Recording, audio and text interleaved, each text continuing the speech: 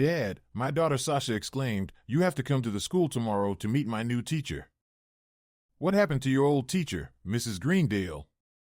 I inquired. Her husband had a heart attack, so she has to stay home and take care of him for the rest of the school year, she explained. I had a soft spot for Mrs. Greendale. She was a traditional educator, not quick to blame parents for everything. Usually, I only visited the school if Sasha did something particularly foolish. Can't your mom meet her at the PTA meetings? I suggested. I'd rather have you meet her. Mom has been acting so strange lately, Sasha revealed. All right, Angel, I'll try to get over there, but I'm not making any promises, I assured her. Meetings with teachers clearly fall under your mom's jurisdiction. I'm Lucas McCain. An account rep for Devlin International. I'm 35 but feel older. Standing at about 5 feet 10 inches, with brown hair and eyes, I keep fit with daily runs. My wife Dana was actively involved in the school's PTA, or whatever modern name they had for it. Dana was petite, claiming to be 5 foot but consistently measuring shorter. Curvy with a prominent bust and buttocks that I adored, we'd been married for 14 years, spoiling our daughter Sasha for the past decade. With only 8 more years until Sasha was off to college, Dana and I looked forward to reclaiming our freedom, envisioning relaxed days around the house and intimate moments on all the furniture. Sasha was onto something, though. Dana's behavior had been peculiar again. Last time she acted this way, she was pregnant with Sasha, meticulously planning for the new arrival before telling me. Perhaps I was partially to blame for not showing much interest in having kids initially, but from the moment Sasha entered our lives, she became my world. Dana came in a bit later and headed straight for the shower, a frequent habit lately. I didn't think much of it at the time, as women often spend more time bathing than men. Reflecting now, I realize my ignorance, but let's face it, many of us are clueless when it comes to marriage. We marry for love, wanting our partners to be a permanent part of our lives. Part of the foundation of love is trust, in various forms. We trust our partners not to harm us, to remain faithful to us. The last thing we expect is for the person we've committed to spend our lives with to betray us. Love has a way of blinding us. If you find yourself constantly on edge, expecting your significant other to cheat on you, then your relationship is in a sorry state. Kick that person to the curb immediately. Trust me, if you can't relax around them, you don't truly love them. Many of you may think, if my partner were cheating on me, I'd know. But when it happens to you, trust me, you'll be just as oblivious as I was, perhaps even less fortunate. Anyway, the following day, I arrived at Sasha's school just in time to pick her up. As I entered her classroom, I was floored by what I saw. Standing before Sasha's class was the most stunning woman I'd ever laid eyes on. She wore jeans and a blouse, and when she turned to face me, her smile and the cascade of tawny hair over her shoulders left me spellbound. While her figure didn't match my wife's in terms of size, she exuded a captivating allure. I found myself staring at her for longer than I realized until Sasha snapped me out of my reverie. They didn't make teachers like her when I was in school.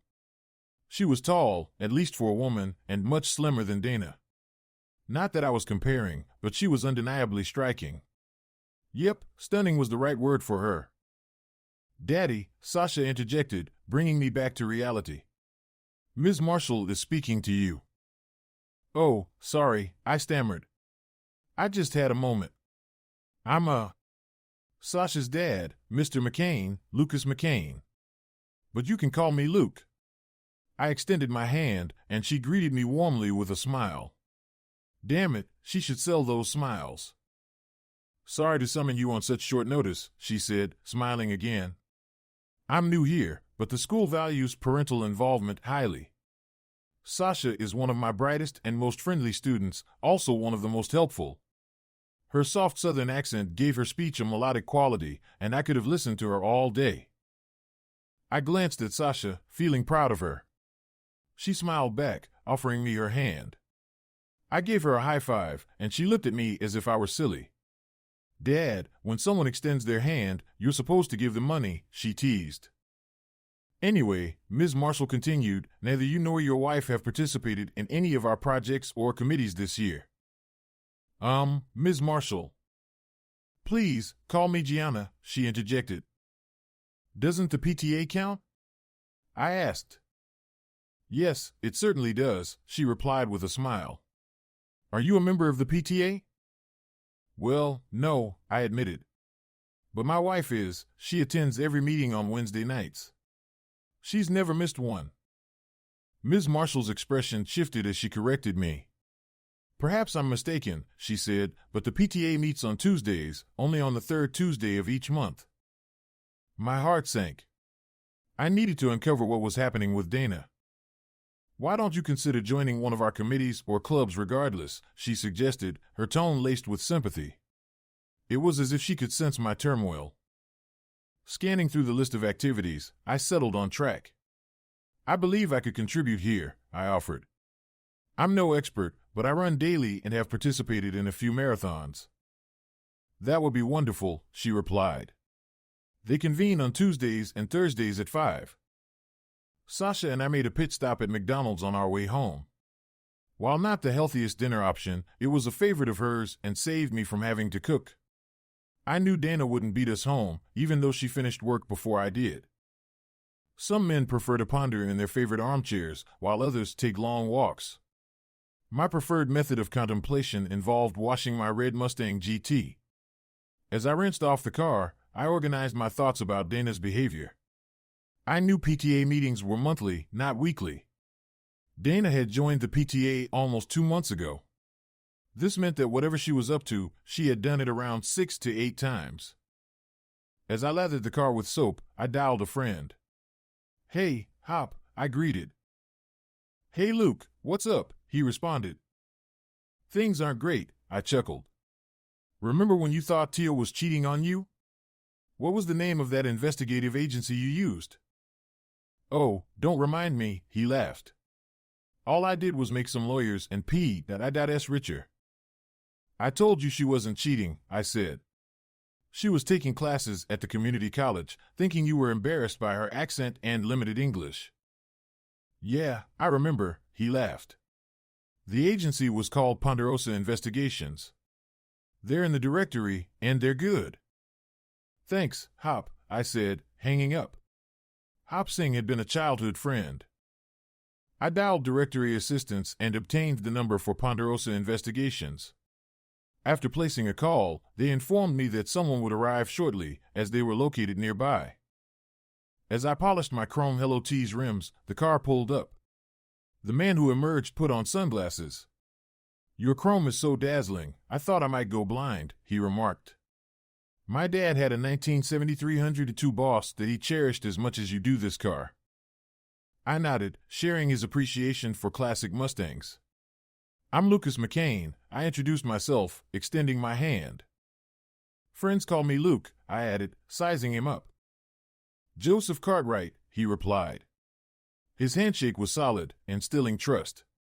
He didn't fit the typical tall, rugged PI stereotype. In fact, he stood at about 5 feet 4 inches. Friends call me Little Joe. I understood the nickname. Shall we go inside and talk? I suggested. On our way, I briefed him on my suspicions. He assessed the house and discussed available packages. Eventually, he installed a recording device on the phone, took Dana's cell phone number, and placed discrete cameras around the house. I opted for the more economical weekly DVD viewing option. How expensive is this going to be? I inquired. How much would you be willing to pay for peace of mind? He countered. His response hinted at a hefty price tag. In the end, you'll likely find it worth every penny, he assured with a smile. Explain that to me, I prompted. If she's not cheating, you'll dispel all those nagging doubts, he explained. You'll rebuild trust and strengthen your marriage. The stress weighing on you will dissipate, allowing you to relax. He exhaled, releasing the tension. His reasoning struck a chord with me. On the other hand, if she is cheating, you'll have the evidence to confront her or proceed with a divorce if necessary, he continued. You won't be blindsided by a long-standing affair, and you'll be able to move forward with your life. We'll be in touch, he said before driving off. I returned to polishing my car. About half an hour later, Dana arrived home. She seemed cheerful and sat nearby to watch me work, a departure from her usual routine. Dana, I prefer working alone, I stated. It's not about you, it just bothers me. Okay, honey, I'll see you inside, she replied. Later, after I finished washing up, Dana remained by my side as I watched TV. Her sudden friendliness felt odd. I excused myself for bed. The next morning, I rose earlier than usual. Dana and Sasha were still waking up as I left. I kissed my daughter goodbye, but Dana seemed preoccupied. She called me at work later. You left without saying goodbye this morning, she noted. Is something wrong? What do you mean? I responded. We've been together for 16 years, and you always say goodbye, even when we're upset, she explained. It's silly, but it means a lot to me. It makes me feel loved. I'll try to remember, I promised. She then brought up the previous night. I was feeling. She began. I chose not to respond impulsively, realizing it could reveal my suspicions prematurely. I heeded Hop Singh's advice to proceed cautiously until I had concrete evidence. I know you have your PTA meeting tonight, Dana, I stated tersely. I'll talk to you later, I am at work. I ended the call abruptly. Forget Hop Singh's lesson, I thought. I won't let this slide. Once I have proof, I need to act fast. I dialed Hop again. Hey Hop, do you remember the lawyer your aunt used for her divorce? I inquired. I don't recall, he replied. But I can give you the number of the one I was considering. No way, I snapped. He was too accommodating. Kept preaching about sitting down and discussing things, sharing, making joint decisions, bullshit. I want the lawyer your aunt had, the one who went for the jugular. Okay, calm down, Luke. I'll get you her number. But are you sure about all this? He asked. I'd rather be prepared than caught off guard, I insisted. Okay, I'll call you back, he promised, ending the call. I focused on work for a while, processing orders and organizing shipments. When the phone rang, I answered immediately. Her name is Wilson, Hop informed me. She's with the Hart Agency. People say she's the toughest divorce lawyer around, they call her Barracuda. Are you sure about this? Thanks, Hop, I said, cutting him off. I obtained the Hart Agency's number from directory assistants and requested to speak with Wilson. After a brief transfer, a voice roared through the receiver. What do you want now? The voice thundered, startling me. I almost hung up instinctively, intimidated by the fury radiating from the other end. I'm looking for Wilson, I said cautiously. Sorry, this is she, came a surprisingly melodious reply. Apologies, I thought you were my ex-husband. He's been calling me early mornings lately just to annoy me. I found my lawyer. Two things convinced me, her assertive tone and her experience with divorce. I knew she wouldn't hold back, and that's what I needed. I want you to represent me in my divorce, I declared. Sorry, I don't think so, she responded bluntly. Lately, I've been getting many calls from men hoping to preempt their wives from hiring me. If you cheated, you deserve what's coming. If only men thought with their brains instead of their dicks, the world would be better off. Can you step down from your soapbox for a moment so I can explain? I interjected sharply. First off, I've never betrayed my wife throughout our entire marriage. It's her who's being unfaithful, not me. And it's not just me she's betraying, but also our wonderful daughter. I've been feeling like a single dad for a while now, and I've finally discovered the reason. I don't have solid evidence yet, but I've hired a private investigator to gather it. I want to move swiftly to resolve this before summer to minimize the impact on my daughter. I'm truly sorry, she responded, her tone shifting entirely. We arranged to meet later that day to discuss the details and ended the call. For the remainder of the workday, I struggled to focus, my mind consumed by trying to comprehend where things went wrong. Briefly, I entertained thoughts of my own shortcomings, then refocused on the sheer foolishness it would take for her to betray me. Just before 3 p.m., my phone rang, and I answered. A soft, alluring voice, tinged with a hint of southern charm, instantly stirred memories. I hope it's all right that I'm calling, she said. I just wanted to remind you about our little gathering tomorrow afternoon. Her voice swept me away once more. Of course, I replied. Feel free to remind me. Her words elicited laughter. Even her laughter had a pleasant, amusing quality to it. The kids will arrive around 5, she continued. We should be there a bit earlier. Dress comfortably for running. Tomorrow, we'll likely have a leisurely group jog. Bye. All thoughts of Dana vanished. When Gianna said bye, it seemed to carry more weight than a mere farewell. There was a hint of playfulness and perhaps a suggestion of I don't really want to end this conversation. Yet, I dismissed it as my imagination. I picked up Sasha from school, and we returned home. We spent a couple of hours playing Little Big Planet on our PlayStation 3. I grilled steaks and prepared a small salad for dinner. Afterward, Sasha retreated to her room for homework and girl talk, while I browsed aftermarket parts websites for my Mustang. Convinced it needed a chin spoiler, I resumed watching Iron Man 2 on Blu-ray. I had the volume cranked up so high that I didn't notice Dana's arrival. She embraced me from behind and leaned in for a kiss. Startled, I quickly stood up, putting some distance between us. You should know better than to blast the surround sound like that, she chuckled. How is Sasha supposed to sleep? Sorry about that, I apologized, turning back to the TV. Hold on a second, she said, sniffing the air. What smells so good? Did you grill something? Just some steaks for Sasha and me, I replied. We figured you'd want to rest after your meetings, like usual. Avoiding eye contact, she nodded and headed to the bedroom. I couldn't tell if I'd revealed too much or if she was just feeling guilty. At that point, I didn't really care, I just wanted resolution. I contemplated the long list of financial and personal documents and Wilson required for our next meeting to expedite the divorce process. We needed income and tax statements, a comprehensive list of assets and their values, and a breakdown of our responsibilities toward Sasha. Given our state's community property laws, a 50-50 property settlement seemed inevitable. Ideally, I hoped for a clean break. She kept what was hers, I kept what was mine. With my higher income, I envisioned alimony offsetting child support, allowing me to retain custody of Sasha with liberal visitation for Dana. Since the house belonged to my parents, she wouldn't get it, but we'd need to divide everything else. I just wanted it done so I could move forward. Are you coming to bed? Dana's voice interrupted my thoughts. Maybe later, I replied. What's going on, Luke? She pressed. You've been avoiding me for the past 2 days. Did I do something wrong? Dana, you've been distant and acting strange for the past 2 months, towards both Sasha and me, I confronted her. Care to explain?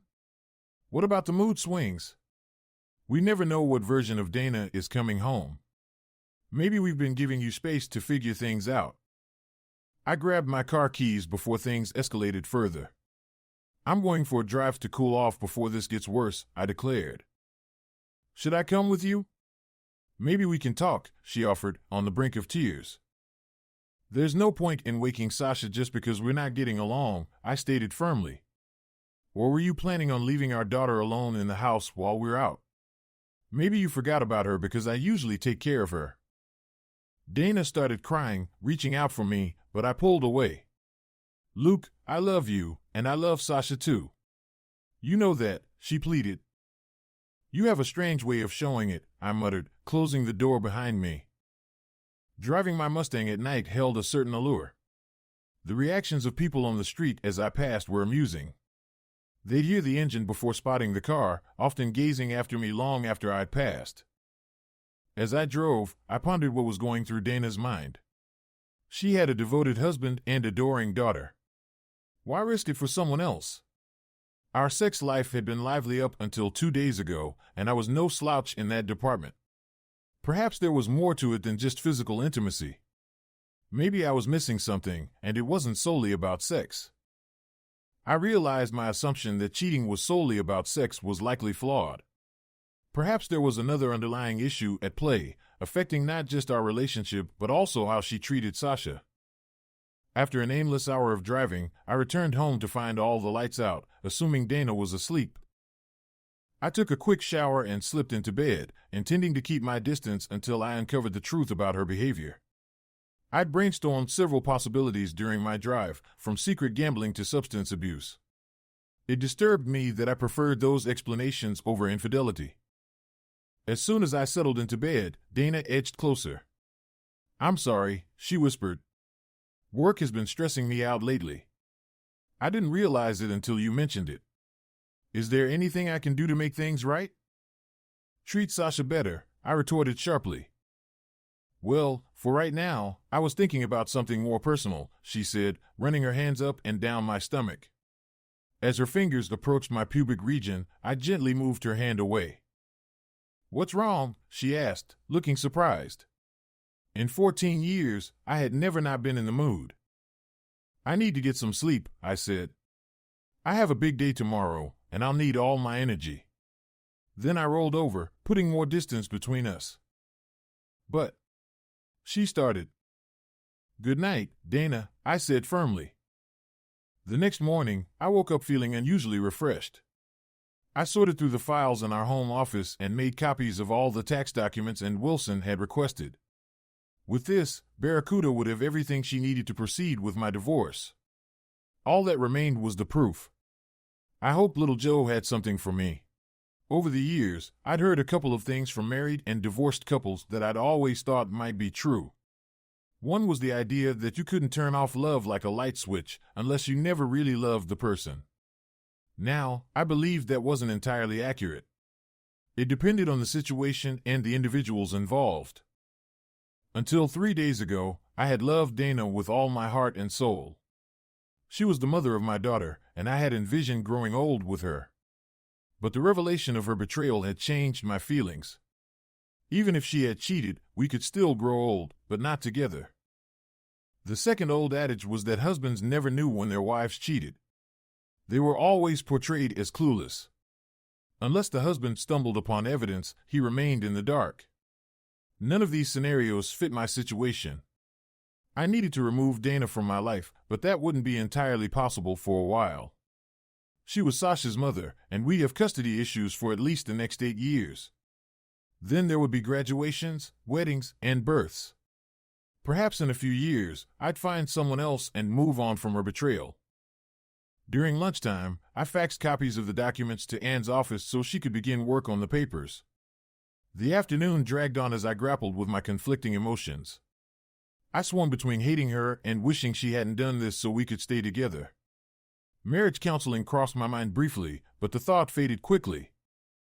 If the accusations against Dana were true, I couldn't bring myself to forgive her. It also made me reflect on my own guilt. Occasionally, I entertained fantasies about other women, like Dana's new teacher, whom I had been thinking about all week. But there was a clear distinction between admiration and infidelity. While it's natural for men to appreciate beauty, acting upon those impulses crosses a line. Dana called me repeatedly at work, but I ignored her calls and deleted her messages without listening to them. When I picked up Sasha from school, she reminded me about helping with the track club, which I had forgotten. We drove home, and I quickly changed into a tracksuit, assuming it was appropriate attire for volunteers. As we arrived at the park, Sasha reminded me to bring my iPad so she could occupy herself while I supervised. Upon reaching the park, I located the group of kids and parents near the trails. Among them was Gianna, who arrived in a Jeep and was wearing a tracksuit as well. Her presence caused a stir among the fathers, who suddenly became more interested. Gianna gathered the kids and introduced me as her assistant coach for the cross-country club, emphasizing that it wasn't an official team yet. She outlined the plans for training sessions and mentioned the possibility of forming a team in the fall. As she prepared to start running, the fathers, including myself, decided to stay, captivated by her presence as she revealed her athletic attire. We gathered all the kids and began a leisurely group run through the trails after a brief warm-up. I positioned myself towards the back of the group, ready to assist anyone who needed help or couldn't keep up with our slow pace. It soon became evident that even the slower kids were outpacing us. Gianna eventually caught up with me as we completed our second lap. "Hey there," she greeted with a smile. "Are you okay?" I nodded in response. Is it that bad? She asked, noticing my demeanor. I've been thinking about our conversation, and I realized I might have been a bit insensitive. What do you have to apologize for? I inquired. I've replayed our talk in my mind, and I realized I might have been a bit blunt, she admitted. How are you supposed to know I trust my wife without verifying the PTA meeting dates? I shrugged. Trusting isn't foolish, it's commendable. It shows your character, she reassured me. If trusting makes me a good person, why do I feel so awful? I wondered aloud. In the beginning, it hurts a lot, but it eventually gets worse, she joked, though her tone seemed bittersweet, catching the attention of some of the kids. It seems like you've been through it, I observed skeptically. Because I'm cute, she laughed, her giggle ending with a snort.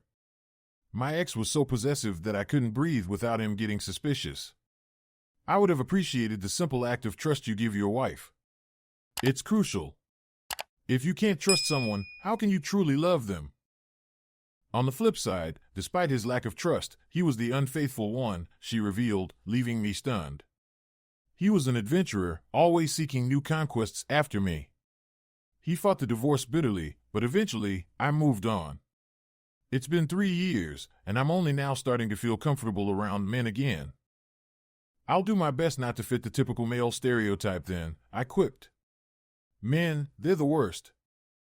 I don't despise men, she clarified with a smile. I just went through a phase of resentment and self-pity. Where I come from, if you can't keep your man satisfied, you're not considered much of a woman. You're more than enough of a woman, I stammered. Despite our conversation, it was hard not to notice her figure in those tight shorts and her long, elegant legs. Caught onto that, huh? She grinned. Her smile spoke volumes. It hinted at her interest in me and showed she was aware of her effect on men, unashamed to flirt a little. After the second lap, we brought the kids back to the starting point and led them through some stretches, praising their efforts before sending them off with their parents. Several parents approached us with inquiries. Most men were curious about how I became her assistant and if there were other opportunities available. As we walked back to the parking lot after the last child left, Sasha dashed out of the car. Dad, can we go to Pizza Hut? She pleaded. Sure thing, I agreed with a smile. Awesome, she exclaimed. It's Ms. Marshall's favorite. So, Ms. Marshall, since it's your favorite spot? I hinted. Well, Mr. McCain, I'd love to join you. But let's make it in 45 minutes. We could use a quick freshen up before devouring pizza, she chuckled. Sounds good, Sasha chimed in. Come on, Dad, let's hit the showers. 45 minutes later, Sasha and I arrived at the town's sole Pizza Hut. After seating ourselves, we perused the menu when Gianna strolled in, drawing the attention of every male diner. She shot me a smile that I felt across the room, while I sensed the collective gaze of the men, making me ponder the challenges of dating someone so captivating. I courteously pulled out her chair as we enjoyed a delightful evening, indulging in pizza and conversation. Sasha entertained herself with video games, allowing Gianna and me to chat. It felt like a magical night. Gianna inquired about my marital situation, and I shared the latest updates. She sympathized, warning that things would likely worsen before improving. Just wait until you're squabbling over furniture in your lawyer's office, she remarked. You reach a point where you're unwilling to give them anything more. Apologies if this isn't the best first date for you, she added with a smile. This is a date? I responded, uncertain if I was ready for romance. What if Dana wasn't cheating, but gambling instead? Would that make me the unfaithful one? I knew I should address it with her, but I didn't. I simply let the evening unfold. Sasha grew weary from gaming, requiring me to carry her to bed upon returning home. We had stayed out longer than intended, mainly due to Gianna's engaging conversation. She was like a fountain of knowledge, ready to share anything you asked about. I slipped into bed, trying not to disturb Dana, but she immediately hugged me as I settled in. Where did you two go? She inquired. We went to Pizza Hut, I replied. I noticed your iPad wasn't on the desk. Sasha must have had a great time with her friends and pizza while you were browsing for car parts online, right? Dana said, her tone softening. You're such a good dad, sweetheart. And you're an amazing husband. I'm sorry for how I've been acting. I love you, Luke. Can we please make up now? Even in the dim moonlight filtering through the windows, I could see Dana's ample breasts. She had come to bed naked, clearly intending to initiate intimacy. But there was no way I could engage in sex with her until I confirmed whether she was cheating on me or not. Tonight's not a good night, I declined, surprising her more than the previous night. I think I might be coming down with a cold, and I wouldn't want to pass it on to you. I wished I could read Dana's thoughts as she sat there staring at me. Did she realize I knew what was happening, or did she still think I was oblivious? The next morning, after waking Sasha and asking her not to mention our conversation to her mother, I left quickly. Sasha remarked, she hardly talks to me anyway, Dad. Why should this morning be any different? A few hours later, while lost in thought at my desk, a messenger delivered a package. Inside were 2 diskettes and some papers. I inserted one disk into my computer and played it. There were 4 files, and I selected the one dated the previous Wednesday. It revealed Dana entering a seedy motel with a tall man, Chuck Connors, her co-worker. Watching them together, I felt nauseated. Some men might have wanted to watch the entire video repeatedly or derive pleasure from it, but for me, it was sickening.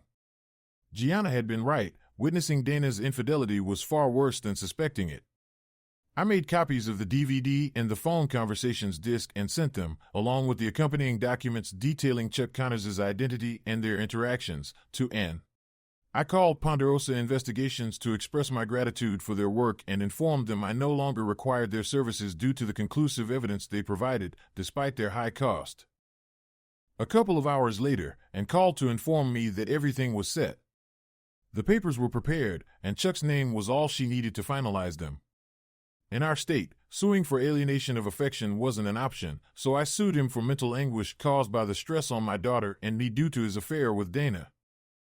And explained that while there was a chance we wouldn't get any money from Chuck, the purpose of suing him was to expose his actions to his family and potentially disrupt his life. Suing the company they both worked for would likely result in them losing their jobs. Additionally, having the lawsuit against him in public records could affect his future job prospects. It was a strategic move, and Ann's expertise justified her fee. She advised against revealing all our evidence at once, suggesting we proceed with the divorce first. Once the settlement was approved, we'd sue Chuck and the company.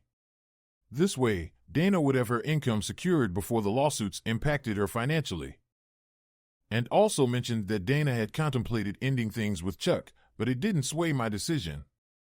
I needed a day or 2 to plan how and when to serve the papers, and suggested doing it at Dana's workplace for maximum embarrassment and to alert the company's higher-ups. After the call, I couldn't muster a smile. The weekend felt like a blur. I took Sasha and her friends to the zoo on Saturday and spent Sunday polishing my car. Unable to face work on Monday, I called in sick and took my Mustang to a collision shop to install the chin spoiler. While waiting, I instructed Ann to have Dana served at work on Wednesday. Just as I hung up, Dana called. "Why aren't you at work?" she asked. "I'm still feeling under the weather, so I decided to have some work done on my car," I replied. "Why didn't you tell me? I would have known where you were and not looked foolish calling your office," she said. "We're married, you know." "Sometimes it's hard to tell," I replied slowly. "I know you love me, Luke," Dana said. "And I know I've caused this, but I don't know how to fix it without making it worse. Can't we promise each other to never let work stresses interfere with our family again?" "Okay, Dana, no more work stress at home," I replied. "Me neither," she added. "Never again, I promise." "What a load of nonsense," I muttered as I hung up the phone. I couldn't believe she thought I'd buy into that work-related stress excuse. She really thinks I'm foolish. The phone rang again, but it wasn't Dana. "Why aren't you at work?" Gianna's voice came through. Just hearing her made me feel better.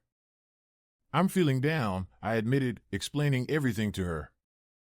"Okay, that's not why I called," she interrupted. "Sorry for bringing you down with talk of my life falling apart," I apologized. You're not bringing me down, she assured me. And I'm here to listen to anything you want to talk about. I'm just worried that if we start sharing our problems all the time, we'll end up as friends. Oh, I said, feeling worse. I thought we were friends already. Absolutely not, she snapped. Forget about that idea right now. Well, I'll let you go then, I said sadly. I don't want to waste your time. I called you, Luke, she reminded me. I wanted to talk about our second date. What second date? I asked, confused. I thought. Luke, you never want to be a girl's friend, she stated seriously. And I don't want you to think of me as your friend either. When I got divorced, I had plenty of friends, mostly female, but a few guys too, she explained. Many called to support me during my divorce. But once you're in the friend zone, it's hard to change that.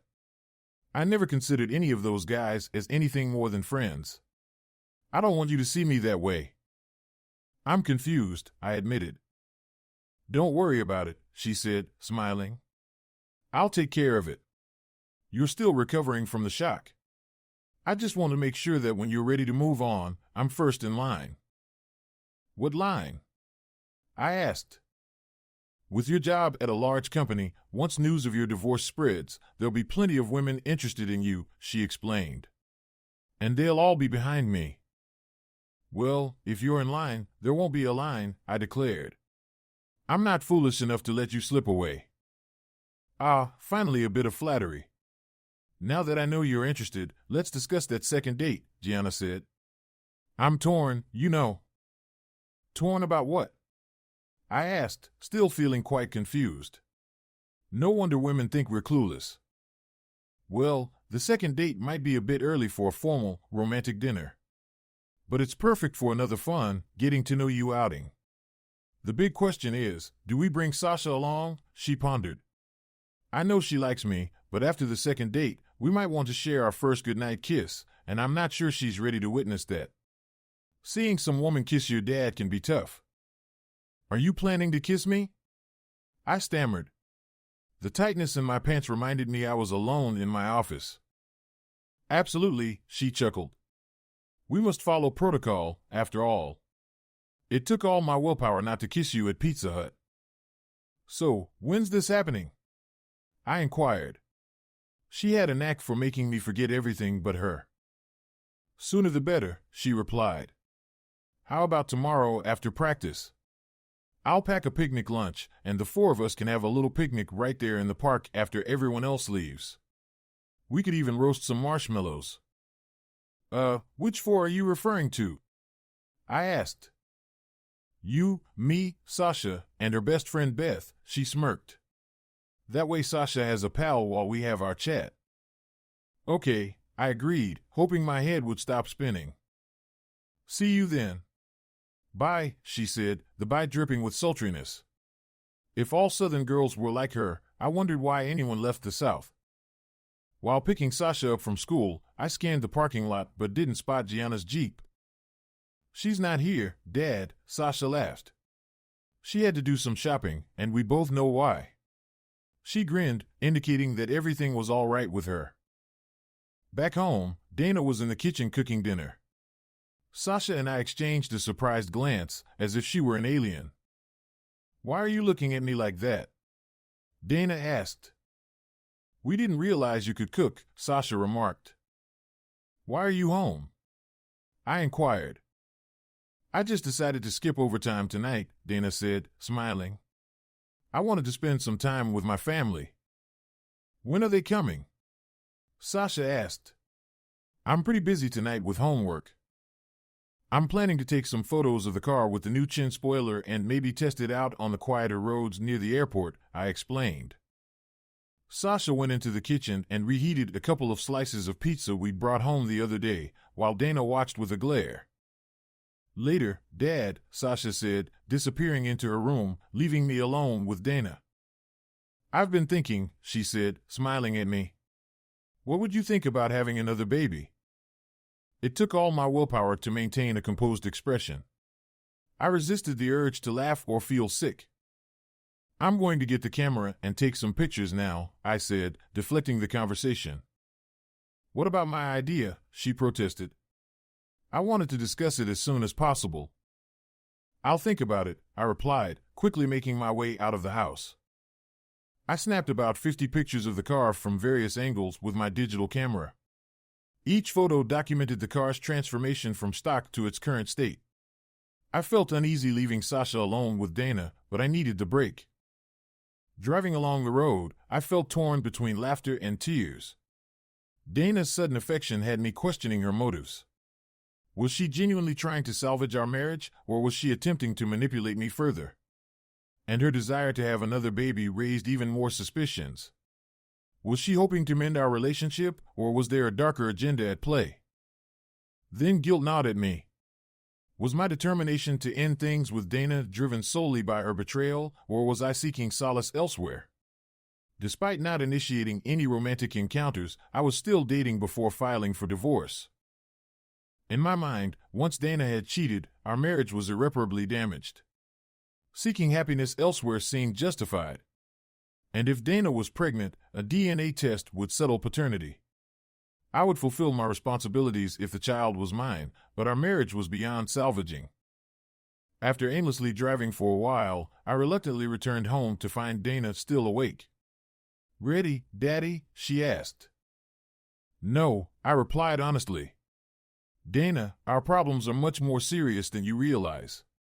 You treating me and Sasha poorly for nearly 2 months, and then suddenly deciding everything is fine doesn't work for me. Having another child won't make an already difficult situation any better." She appeared genuinely hurt. "But, Luke, I love you," she said. "I love you too, Dana," I assured her, meaning every word. "But I don't think this is something we can fix overnight." Her expression turned pained at my words. "Don't worry, Dana," I added. "You're not already pregnant. We haven't had sex in a few weeks, so there's no need to worry about that. I guess that's why I'm so horny," she said, attempting a joke. "I miss you." She hugged me and made an inappropriate gesture, but I immediately pushed her away. "Dana, it's not going to happen." "Now, please, leave me alone," I snapped, retreating to the bedroom and leaving her crying in the living room. The next morning, the tension had lifted from me. Dana still looked worn out as I got ready for work. After work, I changed and picked up Sasha before heading to practice. The usual crowd was there, and I couldn't help but notice some of the women giving me looks. Married or not, it seemed like everyone was eyeing someone else. "Hey, you," Gianna greeted me, her touch a mix of friendly and intimate. It was enough to let others know she was staking a claim. We ran our usual route, but this time at a faster pace. Most kids managed, but some struggled, indicating who might join the track team. After practice, only Gianna, Beth, Sasha, and I remained. We headed to the picnic area. Sasha and Beth entertained themselves while Gianna and I prepared food. As we sat on the blanket, a certain magic filled the air. Gianna's gaze held a longing and hope that I'd never seen in Dana. It was a moment unlike any other. "Too early," she said, nodding towards the girls. But hold that thought. We delved into our lives, discussing our aspirations and non-negotiable values, fidelity, honesty, and trust. I asked her why any man would cheat on her, and she revealed that many only saw her for her looks, not her soul. She longed to be loved for who she truly was, not just her appearance. Despite her love for her job, her heart yearned for the simplicity of being a wife and mother. Our desires aligned surprisingly well. The girls interrupted several times, curious about our relationship. "Dad, is Ms. Marshall your girlfriend now?" Sasha asked. "I think she might be," Beth chimed in, "but maybe they're just friends. They don't kiss." "Time for us to head home," I announced. "I'll see you at practice Thursday," Gianna said, rising. "No," I countered, "you're coming with me. It's time to move forward." "What do you mean?" she inquired. "The divorce and the rest of my life," I replied with a smile. We drove to my house, and on the way, I called Chuck. He was defensive, claiming it was Dana's idea. I invited him over for a discussion. As we arrived home, Dana's car was already there. The girls dashed inside, leaving Gianna and me alone. This should be interesting, I remarked. Luke, don't do anything rash, Gianna cautioned, drawing me close. Trust me, I reassured her. I'm not planning anything foolish. My issue isn't with Chuck, it's with Dana. All I want from her is a divorce so I can move on. This should be straightforward. Well, you forgot something, she said before leaning over to kiss me. For a brief moment, time seemed to stand still, the world fading away. Only the sound of Dana's screams shattered the moment as she charged toward us from the house. What the hell are you doing? Dana shouted. Moving forward, I replied cheerfully. With what?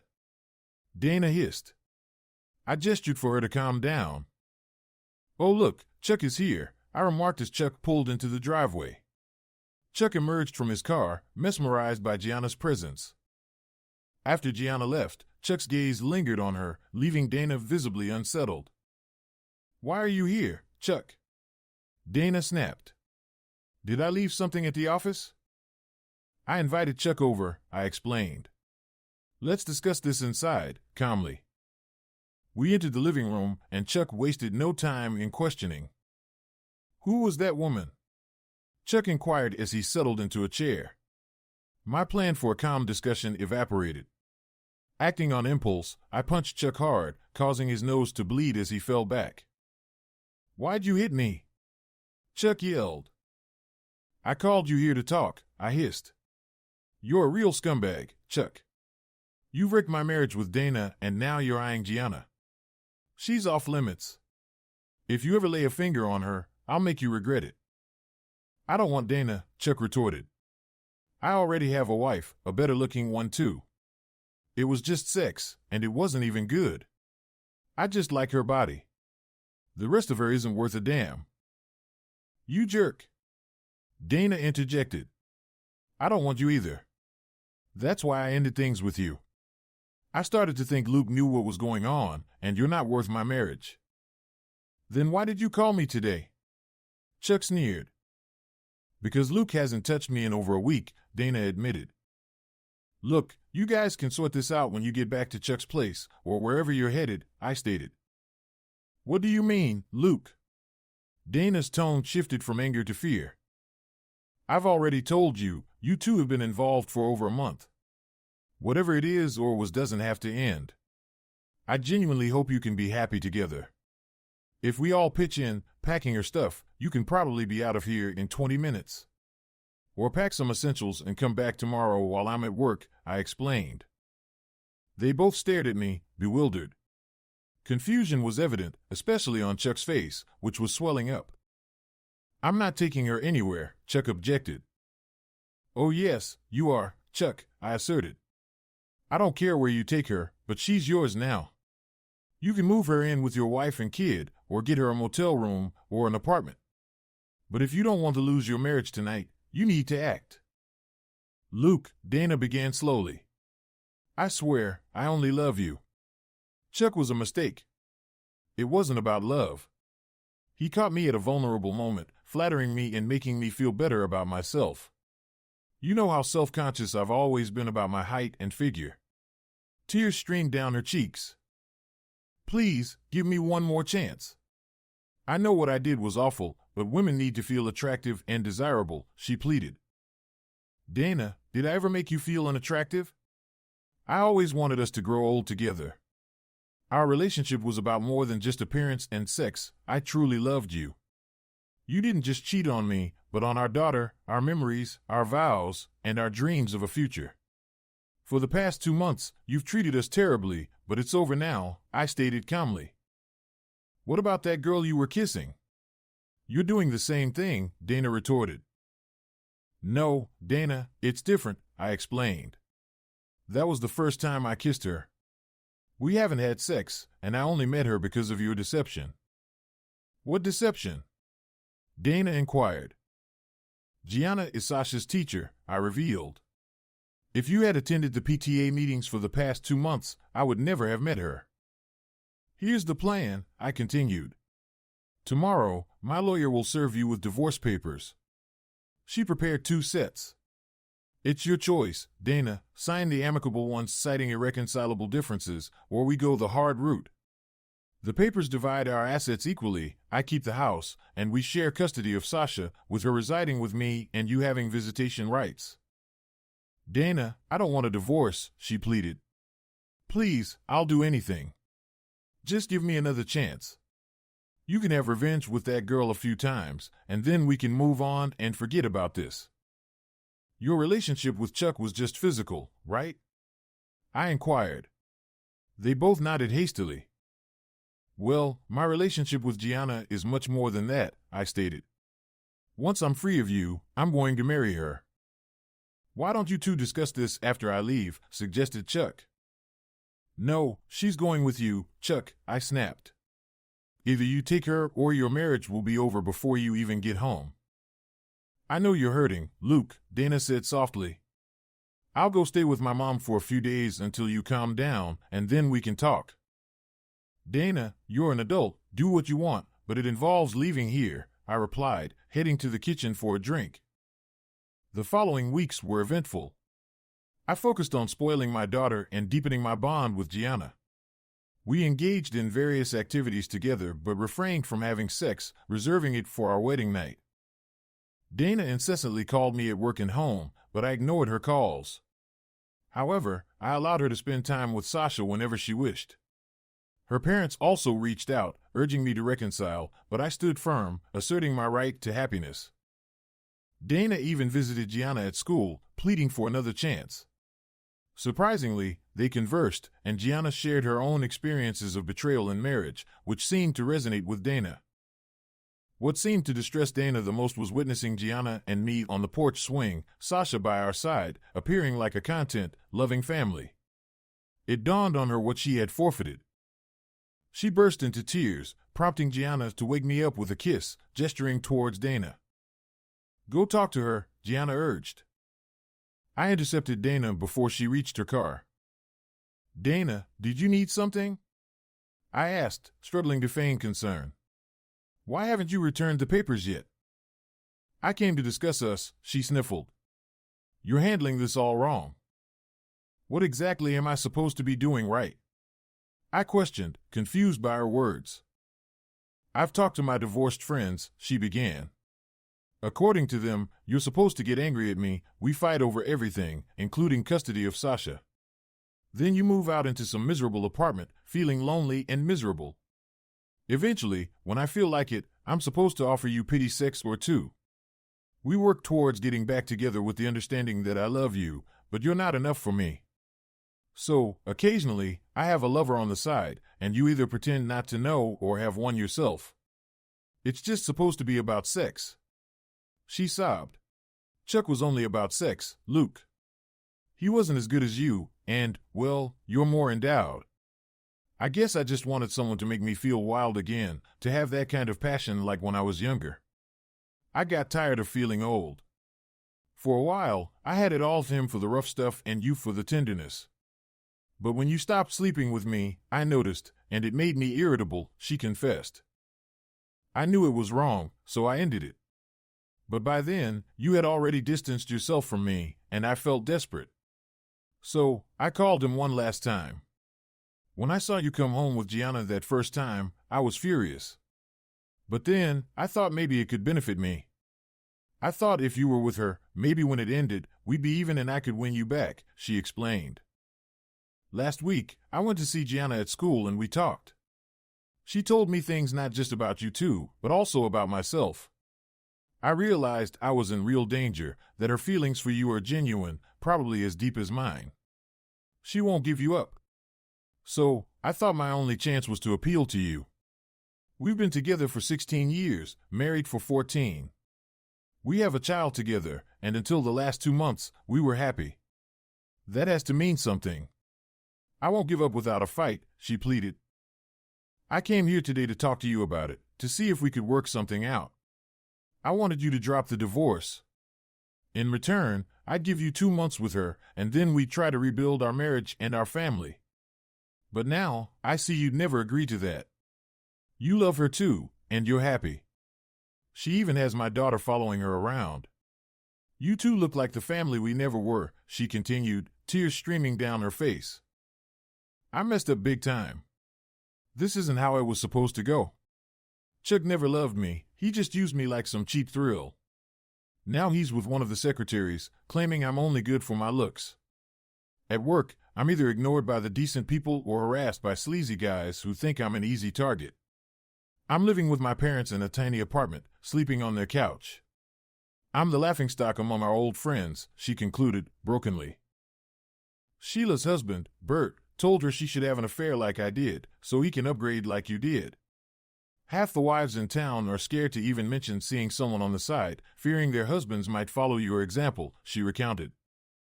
Every time I call Sasha, she asks me what I want. When I say I just want to spend time with her, she wonders why. I lost my husband, my best friend, my lover, my daughter, my home, my marriage, my future, and the man I wanted to grow old with, all for a stupid fling, she lamented. Chuck got away without losing anything. You and Sasha seem better off. And the town has something else to gossip and laugh about. I'm the only one who's suffering, she cried. Is there any way we can fix this? She pleaded. I'm sorry, Dana, I replied. You made some valid points, but missed many more. People told you what was supposed to happen, but every situation is different.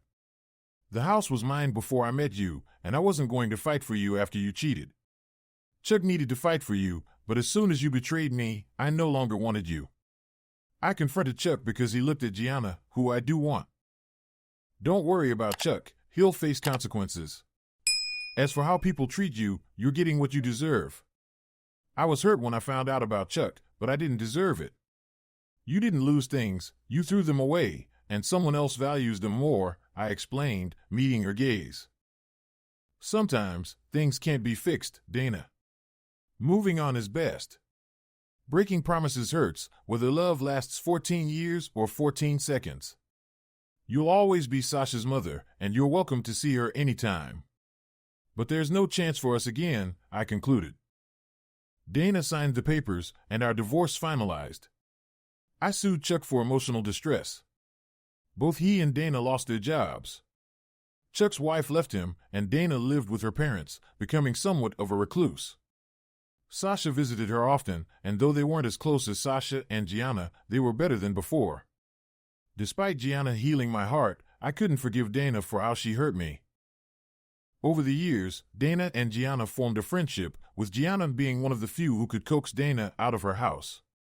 It wasn't until 20 years later, under tragic circumstances, that I spent time with Dana again. Sasha had grown up, married, and started her own family. For 2 decades, Gianna and I shared a loving relationship, despite not having children. Gianna adored Sasha as if she were her own.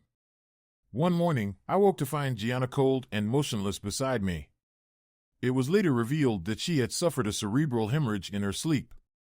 She passed away peacefully, wearing a smile, nestled in my arms. The doctors assured me she likely felt no pain and died instantly. I retreated into solitude, refusing to engage with anyone or venture outside. Sasha stayed with me for 6 weeks, but I couldn't be persuaded to return home with her and her family. At 55, I was still relatively young and healthy, but without Gianna's presence, life seemed meaningless. For the first 2 days after Sasha left, I drank excessively and barely ate.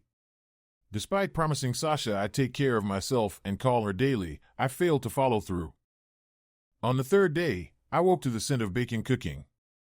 Famished, I stumbled into the kitchen, only to find Dana there. "What are you doing here?" I grumbled. "Our daughter made me promise to look after you before she left. Gianna also told me if anything happened to her, I should find my way back into your life," Dana explained. "What if I don't want you back?" I retorted. Dana simply replied, "No." "What do you mean, no?" I pressed. "Luke, I understand you still resent me," Dana confessed tearfully. "I made a terrible mistake, betraying you for a man who didn't care for me. I lost you, our daughter, and the life I had envisioned. I gave up the love of my life for someone who only wanted me for physical pleasure. Do you know that I went through a rough patch for a while? Therapy didn't do much for me. I was bitter and angry for a long time. Then I made a new friend who helped me realize that although I made a huge mistake, it didn't mean my life was over. I had to keep moving forward. Eventually, she encouraged me to start dating again. Those dates, though sporadic, often turned out to be disasters. At first, it was because I could sense that the guys weren't interested in anything serious. They just saw my physical attributes and wanted sex. I had been down that road before, and it cost me my happiness, so I refused to go through that again. Later, I went out with a couple of genuinely nice guys, one of whom even wanted to marry me. But, Luke, I couldn't bring myself to do it. Gianna, whom you probably know, told me that I couldn't commit to anyone else because I still loved you. We both cried over the tragedy of it all. I cried because my foolishness cost me the love of my life. She cried because she was a true friend who cared about me and felt my pain, but she would never give you up. She loved you too much to share you. Finally, she told me that if anything happened to her, I'd have to take care of you, and maybe then I could win you back. The first few days were rough. Dana came over every day, threw out my liquor, cleaned the house, made me meals, and even persuaded me to groom myself. Initially, she only stayed briefly, but as time passed, her visits grew longer. After about a month, I became accustomed to her presence. After 2 months, she stopped going home altogether and began sleeping in the guest room. She did everything she could to improve my life before retiring to her own room. There were a few awkward moments, like catching glimpses of her in the bathroom or after a shower. 3 months after Gianna's passing, Dana insisted I wash my car. I snapped at her, questioning the need for it. Tomorrow marks 3 months since Gianna died, she explained gently. I know it's painful, but you haven't visited her grave since the funeral. It's a necessary step to come to terms with this. It won't be easy, and it'll hurt, but you have to do it to move forward. She'll always be a part of you, but you have many years ahead before you join her in heaven. That's a long way off, so you have to face it and move on. I'll probably die before you see her again. Maybe I'll end up in hell. There's a special place there for people who betray their true love, she added with a faint smile. Don't worry, I replied with a smile. If that ever happened, I'd give you a splash to cool off. That moment marked a significant breakthrough for us. Afterward, we began talking more and spending time together. It wasn't romantic in the traditional sense, rather, we developed a strong friendship, and both of us found contentment in that. It took over a year before we found ourselves in bed together. It happened on her birthday, which I had forgotten. A card from our daughter reminded me, and I felt terrible for neglecting it. I contemplated rushing out to grab a last-minute gift, but Dana had a different idea. What do you want? I asked. Just 1 hour tonight, fully clothed, in your bed with your arms around me, she nervously replied. That's not a typical gift, I remarked. It would mean more to me than anything else in the world, she insisted. I'm not asking for sex, just your embrace. So that evening, we retired to bed early. Dana returned to the room we once shared, donning a thick flannel gown. She slipped under the covers beside me, wearing a radiant smile. I wrapped my arms around her, and she sighed contentedly. That night, we simply slept together, drifting off peacefully. The next morning, I woke up with one hand resting on her chest, and I was sporting a considerable arousal against her backside. We awkwardly got out of bed, but in the following days, Dana seemed notably happier. About a week later, she twisted her ankle, and I found myself caring for her. It was the least I could do after all she had done for me, and neither of us wanted her to return to her inherited home. After a couple of weeks of sharing a bed, Dana never returned to her room. Neither of us addressed it. One night, about a week later, something changed. I woke up with Dana pressed against me, and we found ourselves engaging in passionate intimacy. It started rough and fast, nearly tearing her nightgown in our fervor. Dana's body had changed over the years, but I couldn't deny my longing for it. The second round was more tender, with Dana guiding me until we both reached climax. The next morning, we silently acknowledged that we had rekindled our relationship in some capacity, but we avoided discussing it for fear of disrupting the fragile balance. Dana gently kissed me, confessing that she had never stopped loving me, and I reciprocated the sentiment. Since then, our arrangement has been steady. We're not officially married, we simply cohabit. Despite our deep love and frequent intimacy, we've opted not to tie the knot legally. Perhaps we've witnessed the pitfalls of marriage and simply prefer to revel in our companionship. However, something amusing occurred yesterday. After another passionate night together, Dana rose to prepare breakfast. We aimed to hit the road early, heading to Detroit for the Woodward Dream Cruise. As I stepped out of the shower, Dana's screams echoed through the house. "No way," she exclaimed. "Not this time." Curious, I made my way to the kitchen to find her calmly cooking. The morning mail lay on the table, and torn scraps of paper littered the floor. "Just some junk mail," she assured me with a smile. "Breakfast will be ready in 20. I nodded, embracing her before surreptitiously retrieving the torn paper from the garbage. In the basement, I pieced together the fragments like a puzzle. When I finally discerned its contents, laughter bubbled up within me. It was an invitation for Dana to join the PTA.